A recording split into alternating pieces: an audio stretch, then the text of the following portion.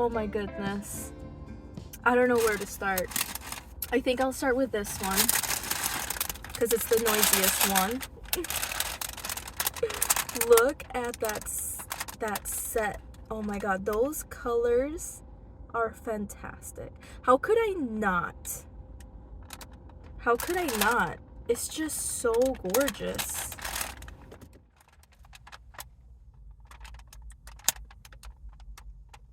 I'll show these better later, but I just couldn't help myself to just showing it off now. Oh my god, this was the first thing that I bought. It was just way too pretty to not get. There were only 2 left, so this is clearly very popular for her right now. Then from Yeti Yarns, I feel like I've seen her yarns before, or I've seen the reference to her brand before, and she was there today, and she didn't have any pre-made sets, but I bought this little combination of 3 colors. So oh my god, that is so pretty. So for these, I'm thinking that maybe I'll like make a hat and add these colors in the mix for a pop of color. They're so pretty. They're like 20-gram minis. Super, super adorable. So this is by Kato Yarn Co.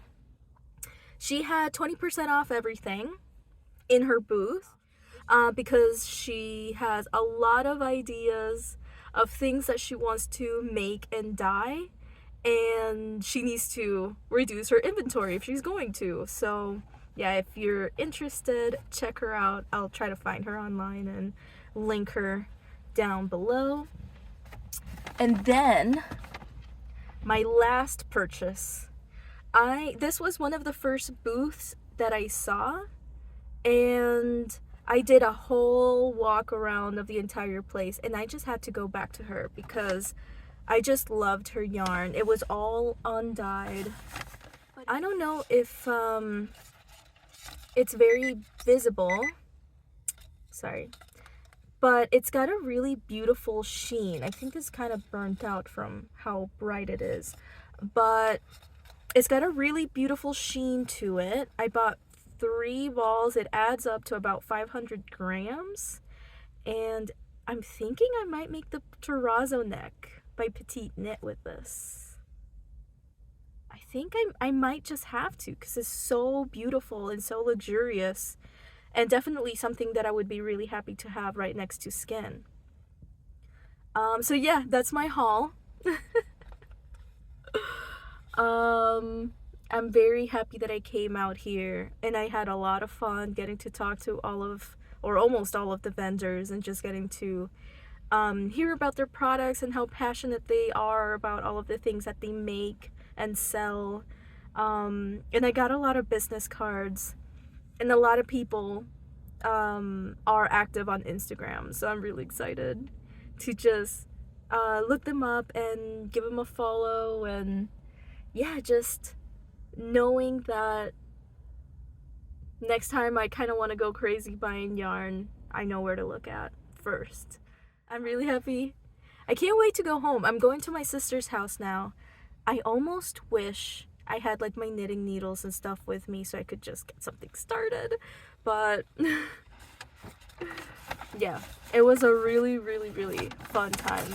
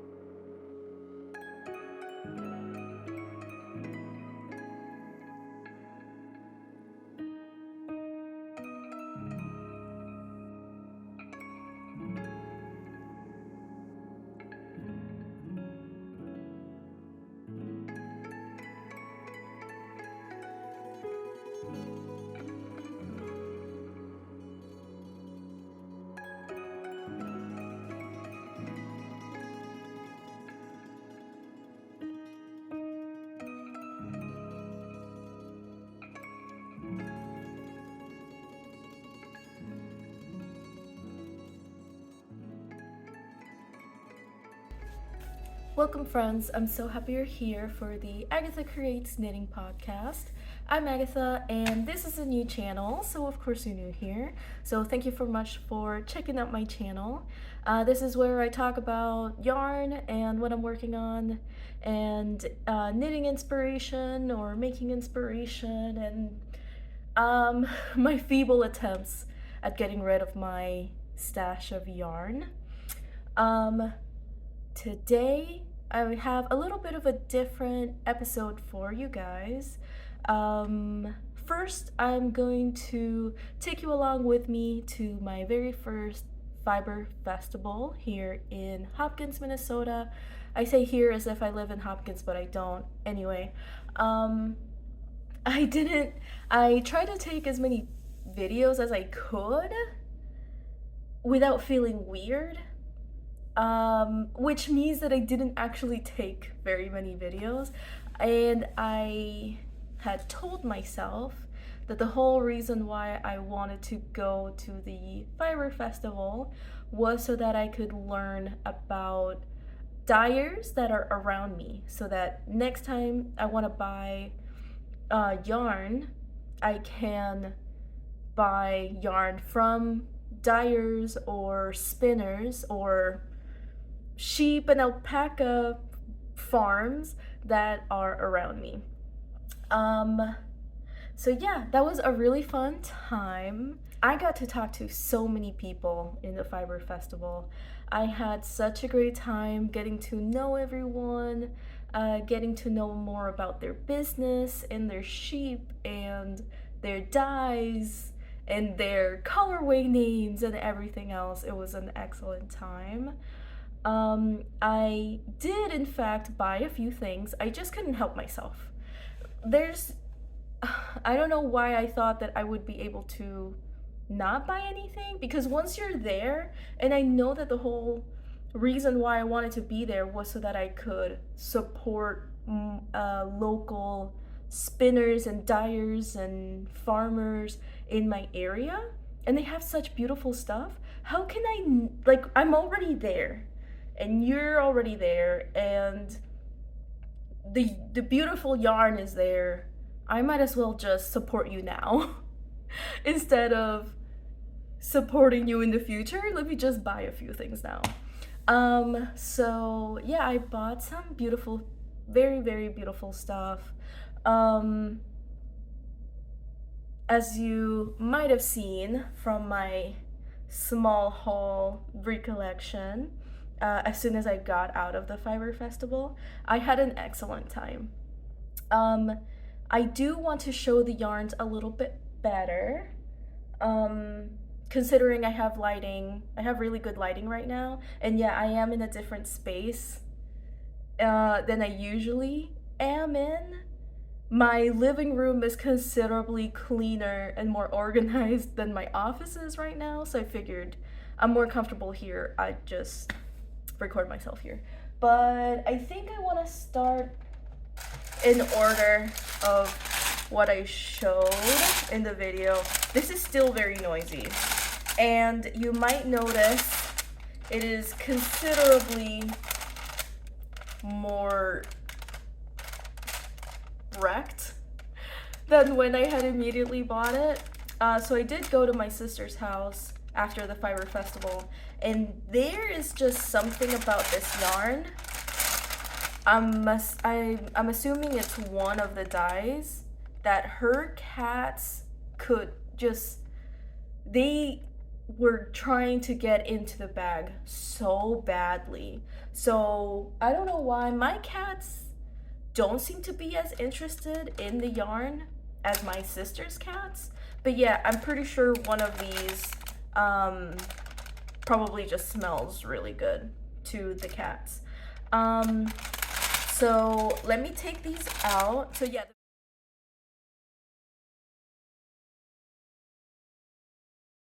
Okay, the bag is done. Alrighty, so this one, also sorry about my nails, they look like a mess, but this one is madder. Also, I'll say, okay, so sorry, let me rewind. So these yarns are made by Garden Yarn by KnittyVet, and this is her fingering weight minis. It comes with 6 minis. They are all dyed with different things that she grows in her garden. So they are all naturally dyed or plant-based dyed. I don't know. I think they probably mean the same thing. So I might get some of these names wrong because as much as I would like to, I am not a gardener. So this one is Matter, Madder, and it's a very pretty pink. It's almost like pastel, and it is mostly fairly solid. It does have some I don't think I want to say variegation to it. I'll just say like a tonality. It's pink, also coral, maybe peachy in some places, and doesn't smell like anything. All right, so this one is Coreopsis. That sounds like that could actually be how you pronounce it. And yeah, I suppose all of these are pretty tonal. This one is almost like a pumpkin orange with some yellows.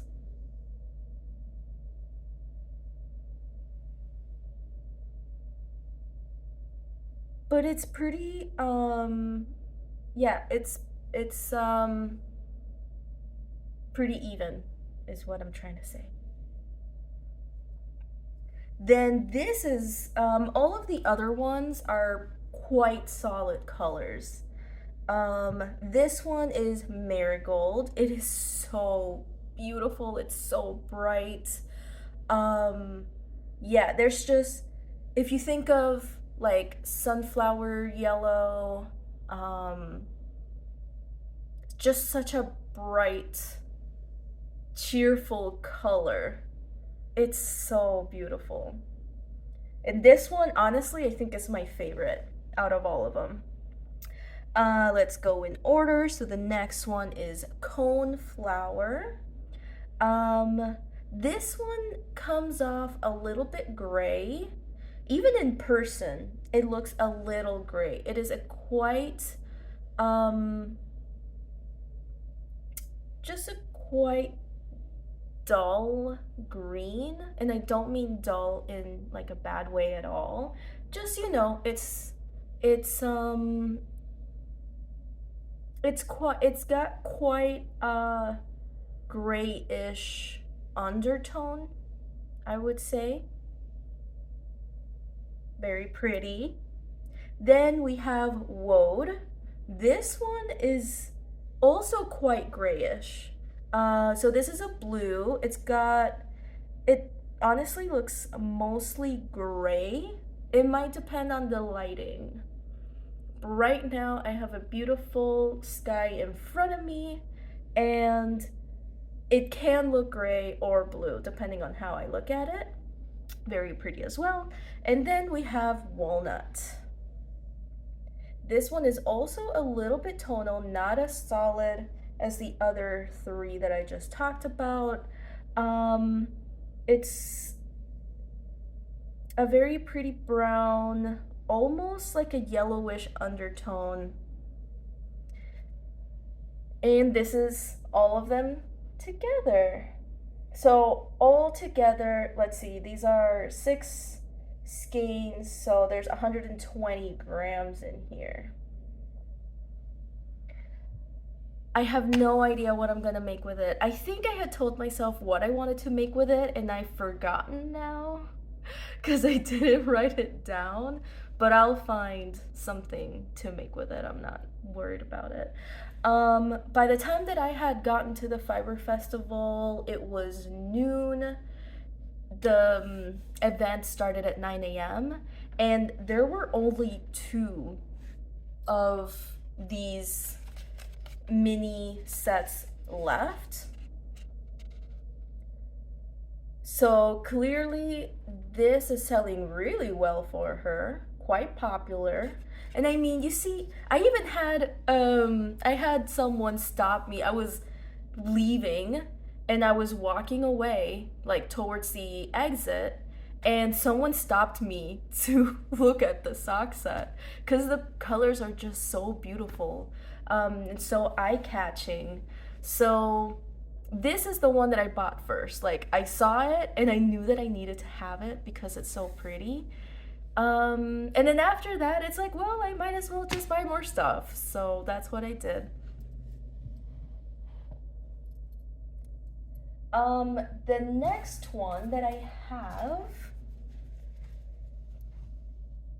you can see, oh my god. So I guess, one of my sister's cats got their little teeth in there.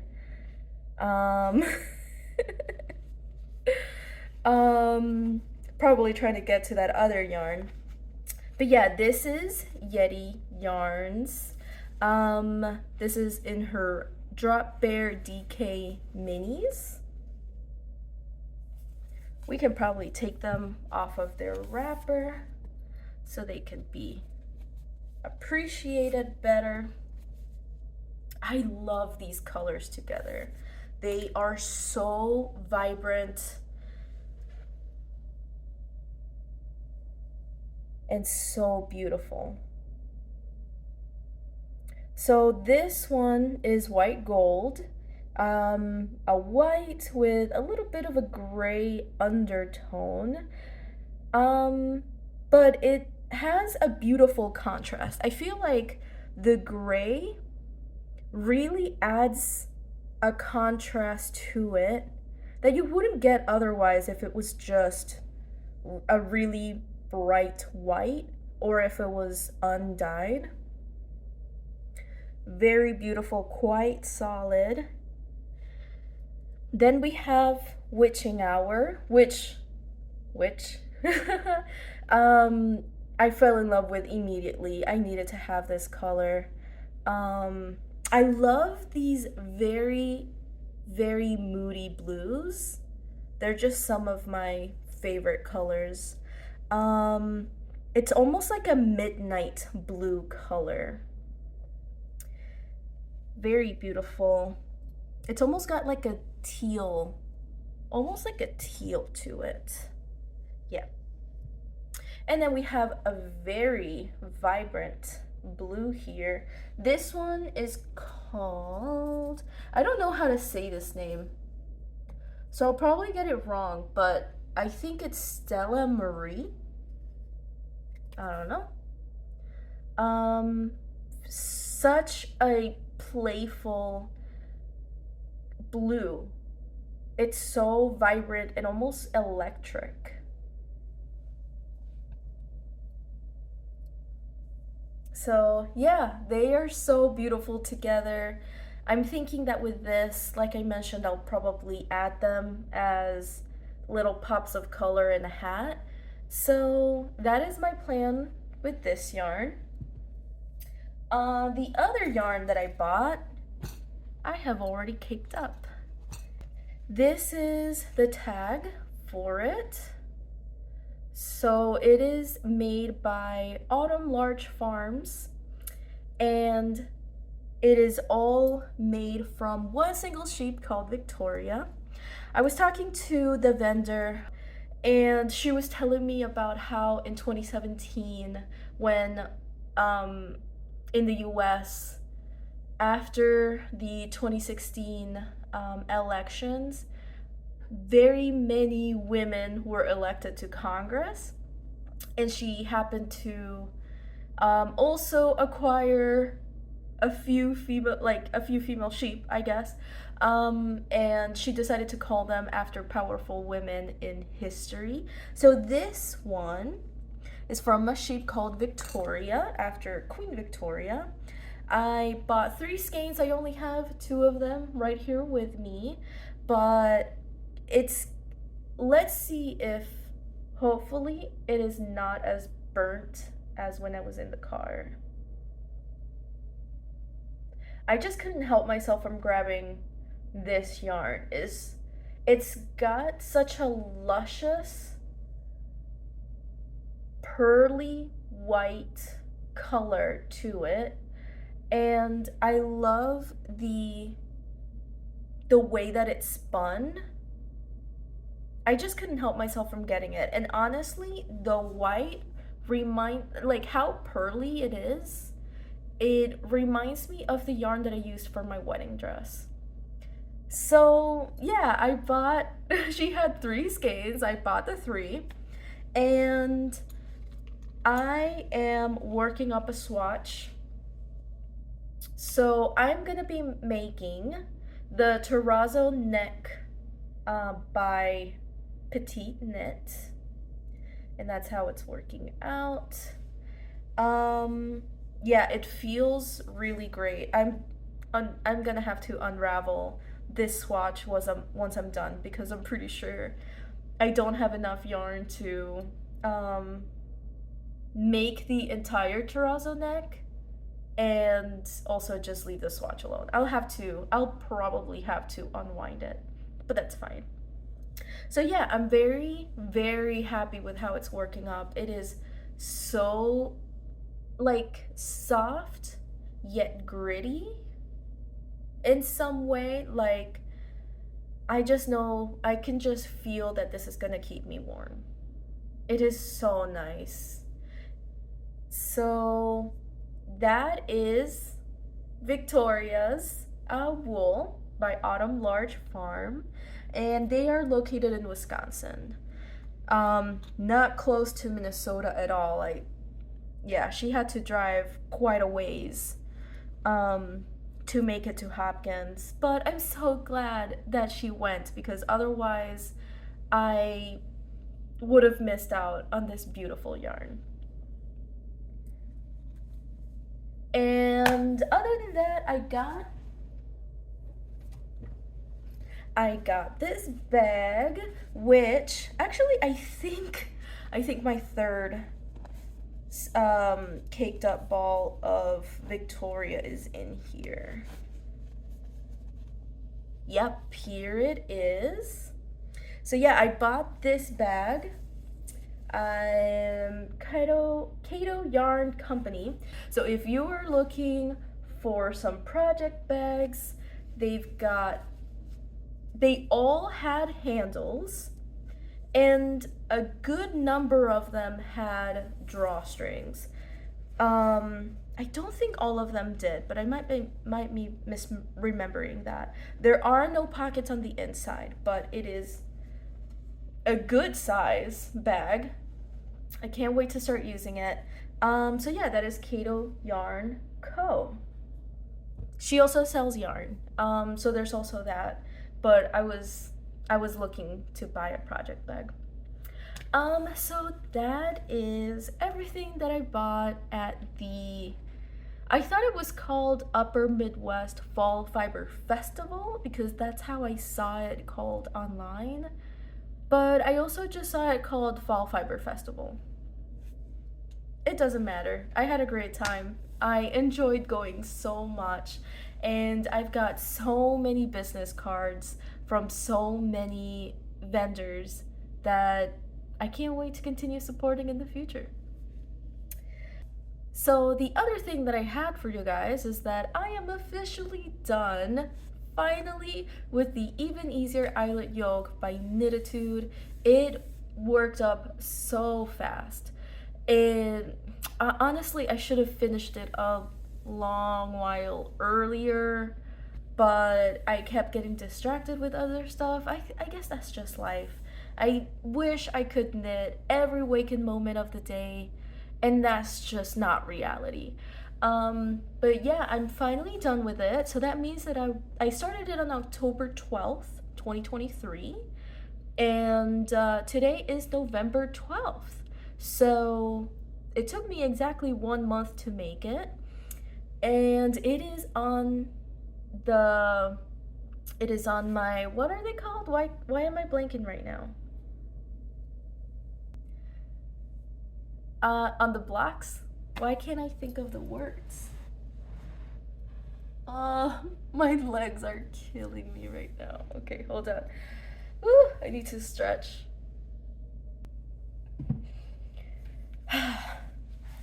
This is why I normally record these in my office, because it is not comfortable to do this for so long. But yeah, okay, so the Even Easier Eyelet Yoke right now is in the, is blocking. It's in the blocking blocks. How do you call those things? So hopefully by tomorrow, so by the time that this video comes out, hopefully it'll be dry. I don't expect it will be.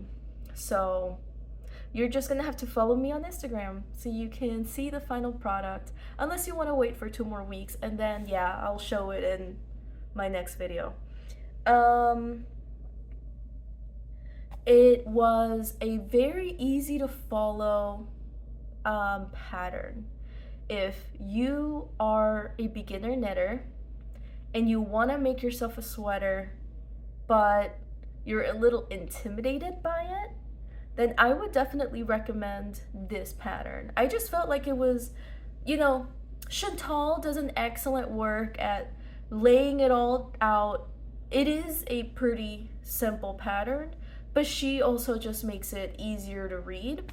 The one thing that I would hope it said was, considering it is a pattern directed for beginners, I would hope that there would be more instruction on what cast on to use and what bind off to use. She doesn't say anything like that. It just says cast on and then bind off. But I personally used a long tail cast on, which is pretty standard, I suppose. And then for I didn't make any changes to the pattern, I will say that.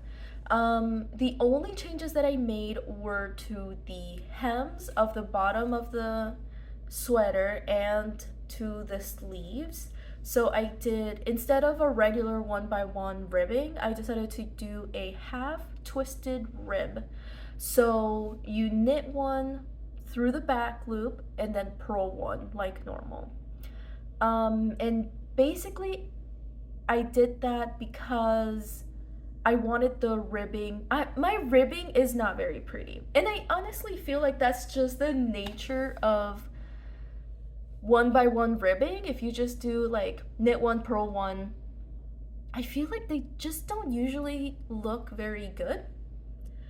And I could be wrong. In the past, I felt like my ribbing looked very untidy, and it was because of me and my tension and the fact that I'm a beginner. But I think that's, I mean, I get the impression that's just the nature of it.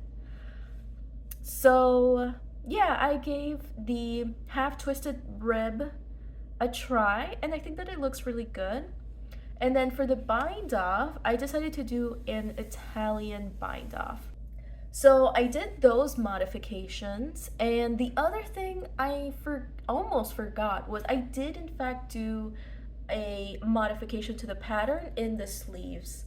So she asks for you to decrease at a certain rate so that the sleeve can be tapered to your arm.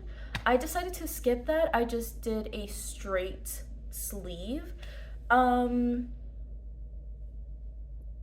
That just felt like something that I wanted for my sweater.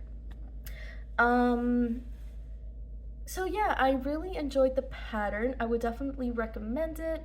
And I'm very excited to move on to my next project, which, like I mentioned, is the terrazzo neck by Petite Knit. Alright, you guys, my legs were killing me. So I'm just standing now.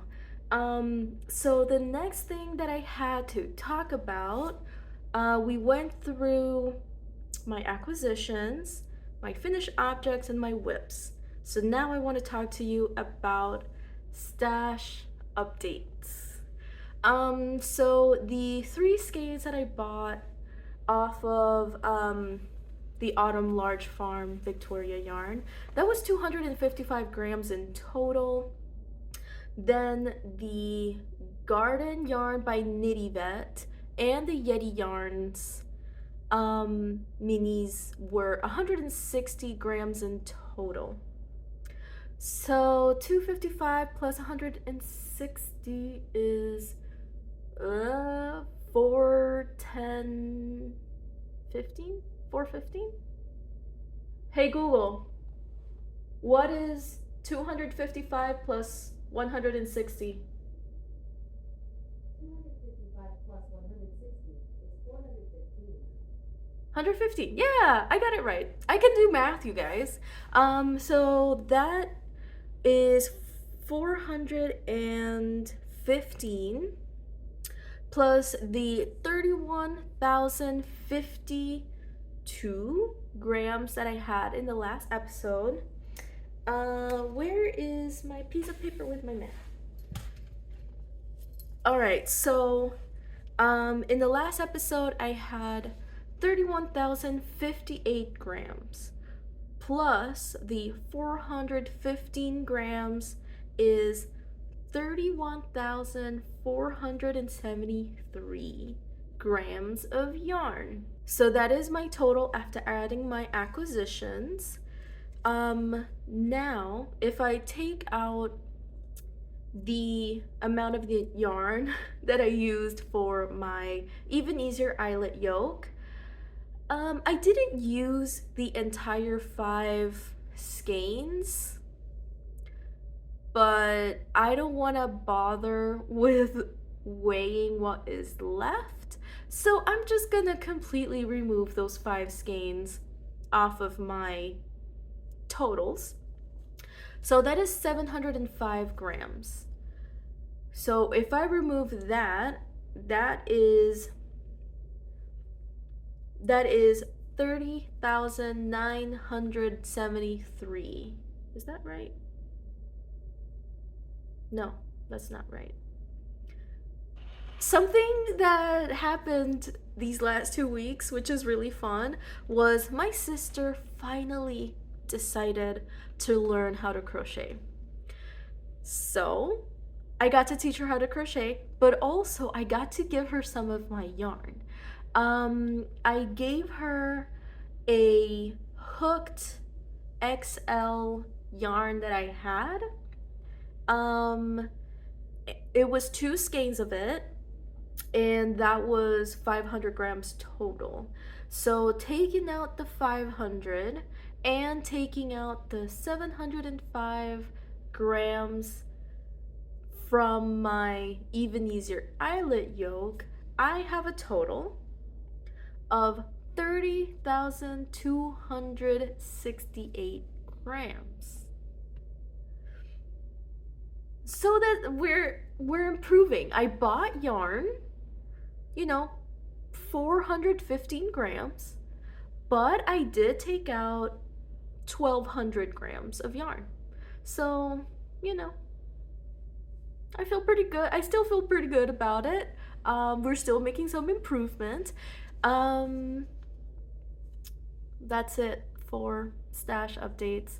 I'm still considering making a change to how I am keeping track of my stash totals. So the main goal that I have for stash busting is to reduce my acrylic yarns as much as possible, because most of the yarns that I own are acrylic yarns.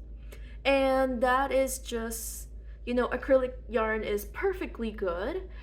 I, however, am in a period of my knitting life where the things that I want to make require, or I would enjoy them more if they were made with natural fibers.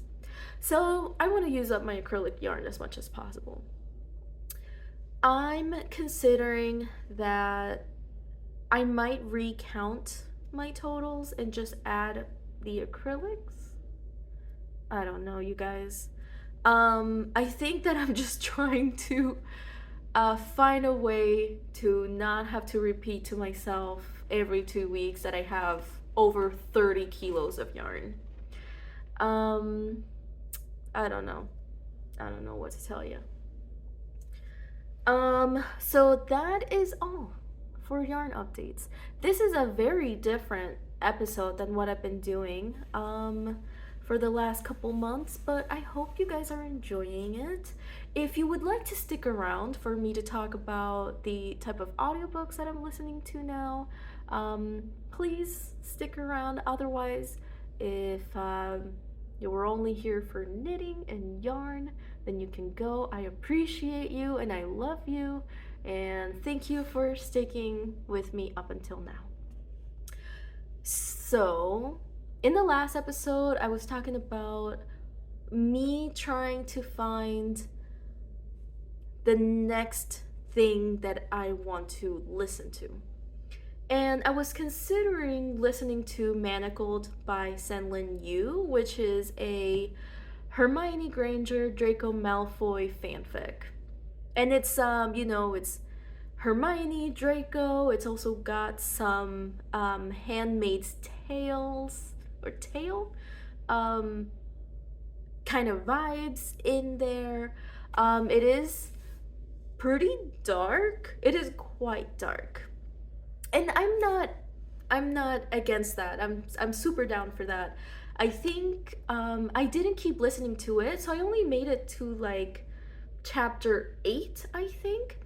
But I stopped listening to it not because I didn't like it, but because I finally got myself a library card for my local library. And I put it in on Libby, which is an excellent app. If you don't know about it, it is an app where you can put in your library card ID, and then if you want to electronically borrow books or borrow audiobooks, you can do it from the app. And you know, if you've got more than one library card ID, then you can put them all into this one app. So yeah, I finally got my ID. I finally hooked it up to Libby, and I figured out that I wanted to listen to the first book of Game of Thrones. And I binged that book in 20 days. So it is a 36 hours book, narrated by the great Roy.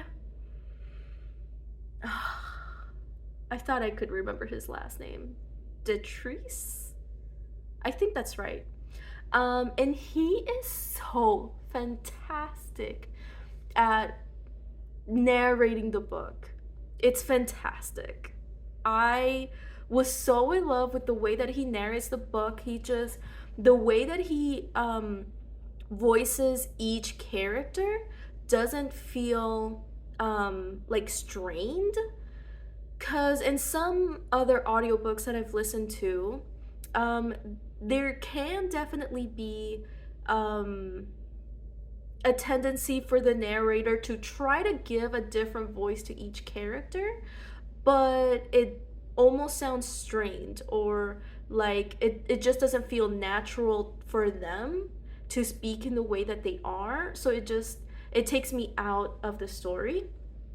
But the way that Mr. Roy does it was so fantastic that I just had to start looking for, okay, what other books has this guy narrated? Because I'll listen to it. I don't care what it is, I'll listen to it. I did find out that he unfortunately passed away in 2017. So any books that he might have narrated, that's what it is. There's not going to be any more. But he was a very acclaimed actor, and he was in his 90s, I think. Either 80s or 90s. I didn't do the math on what his age was at the time. I think he might have been in his 80s when he narrated these books for George R.R. Martin. And it made total sense in my brain that this is a man that spent so many years of his life acting, and then he starts narrating these books, and it just comes off so naturally for him. So, I'm the kind of person that I had only watched Game of Thrones, the HBO series. I had always wanted to listen to the books. I had just never gotten to it. And my sister and I, we have all of the Game of Thrones books bought in Audible, but for some reason we were missing the very first book. So I found it on Libby, and thankfully there was no wait list. So I guess each library can only borrow out so many copies of certain audiobooks. And thankfully there was no wait list for the very first book of Game of Thrones, so I borrowed it. And as normal, it's supposed to be for 30 days. I listened the heck out of it, and I listened to 36 hours of the book in 20 days. And it was an excellent time. I don't think I could have ever appreciated the first few seasons of Game of Thrones as much as I do now if I had not listened to the book. Because especially the first season and the first book. So I'm listening to the book, and I can immediately remember the scenes in the series because they stick to it so close. So close. Excellent job to everyone who was involved in the first season of Game of Thrones because it is so accurate to the books. I wish they could have stuck to that, but let's not go there. So if you were someone who loved Game of Thrones, the HBO series, but you have not listened to the books, I would highly recommend it. And if you are in the United States and you don't have a library card, go do that. It's free. Just find, you can probably just Google what is the closest library to you, signed up for an ID. It's free. You can probably just do it online without having to talk to any humans. And as soon as you get that, download Libby, put in your card information, and try to see what books or audiobooks you might be interested in borrowing. It's free. So why would you not do that? I wanted to really quickly say one more thing about Libby that I did not mention. I enjoyed the UI of the app very much, especially for listening to audiobooks.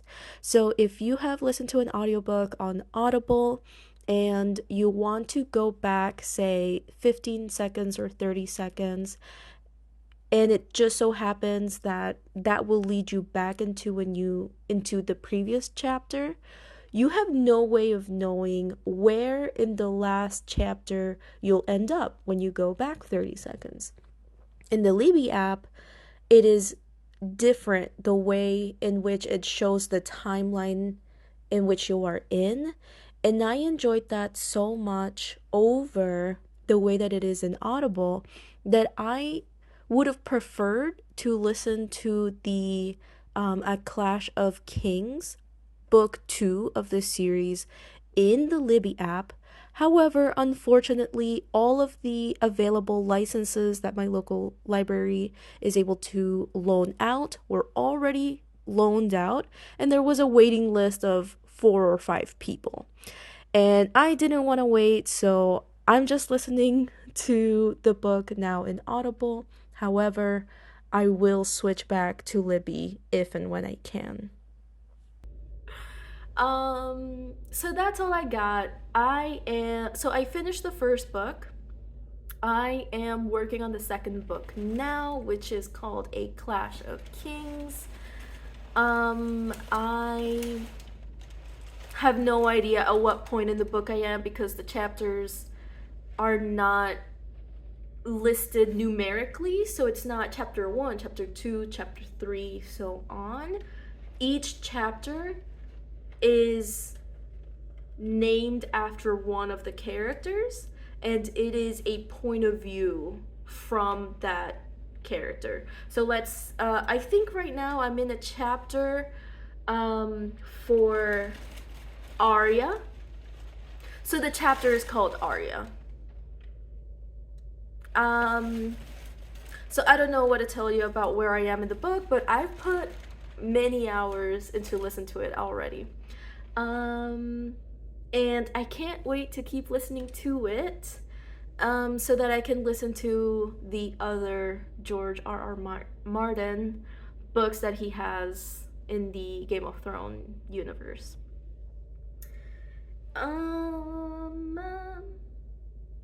And that is it, you guys. This is a very different episode. I hope you guys enjoyed it. I will probably go back to the normal podcast structure for the next episode. But if you like this better, please let me know, so I can keep that in mind for the future. And if you liked it, please consider leaving a comment down below. Just say hi or let me know where you are watching from, so I can get a better feeling of where everyone is from. I would love to hear from you. It would really make my day. So thank you guys for sticking around till the end. I can't wait to see you next time, and I hope you have a great rest of your day. Bye!